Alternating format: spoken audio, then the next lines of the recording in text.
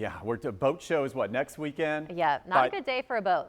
Not the best day. And I tell you what, we're talking about a weather impact alert, Riley. We're going to find our winter coats and we're rain gear, and it looks like the heaviest rain coming right about noon today. And notice by the time we head into late day, we're going to see falling temperatures, wind chills to 25. We're going to slow down on the roads here and keep you updated at First Coast News. In fact, we're streaming throughout the day for our weather impact alert. It's a cold rain here at home as expected. We said that snow would be a little farther north.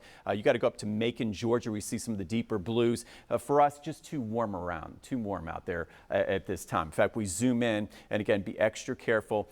We've got wet roadways from 46 in Waycross to 56 in Mayport, but keep in mind these temperatures were going to fall. I mean, we're talking upper 30s by late day in Ware County to only in the 40s all the way to Duval, Clay, St. John's, and Putnam. So as we put the forecast together, here it is. Here's our Arctic front, and you can see Florida. We're watching western Florida right now. It is snowing in Florida. You got to go out toward Pensacola where it's 32 degrees. And if they get a little bit of a trace or a dusting out that way, it'd be the first time in Florida history that we saw 2 years in a row, back-to-back years of accumulating snow. So we're keeping an eye on that. For us, though, it's the rain as we're much warmer at 55 on the warm side of the front, 59 Orlando, low 60s in Tampa. Even if you're heading to Central Florida, Tampa getting ready for some rain.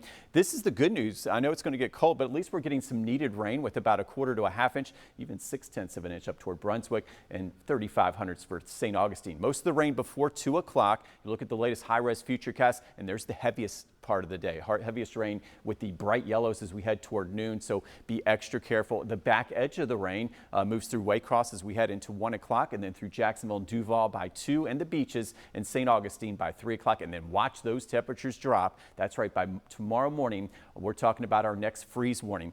This one a little different than the one we saw Friday, not quite as cold. Notice I've got 25 to 32 inland, mid-20s up toward Waycross. Okay, so watch out for the exposed pipes that way, but for most of us, closer to 30 to 32 to the south side and mid-30s at the beaches and along the river. Okay, so that makes a big difference. Keep in mind, you see 34 Mayport to 27 McClenny, but the big story is not just the temperatures. The big story with this freeze would be the wind chills, and they're going to drop big time from 50 today into the low to mid-20s tomorrow morning. And then through the day, watching the wind chills, we've got the big parade, and as we look at tomorrow's highs, at least we'll warm back in the 50s in the afternoon, mid to upper 50s. But we'll still need the winter coats, and we'll have wind chills in the 40s all the way into the afternoon. So keep that in mind. So for our MLK Day parade weather, sunshine galore, coats needed, lots of sunshine at least, and temperatures in the low to mid 50s. Now this week's going to be totally different. That polar air is going to start to retreat, and that jet stream flattens out. That means we could have a couple more fronts, but much warmer fronts on the way. So we'll keep it in the 60s to near 70 and some better rain chances by late week.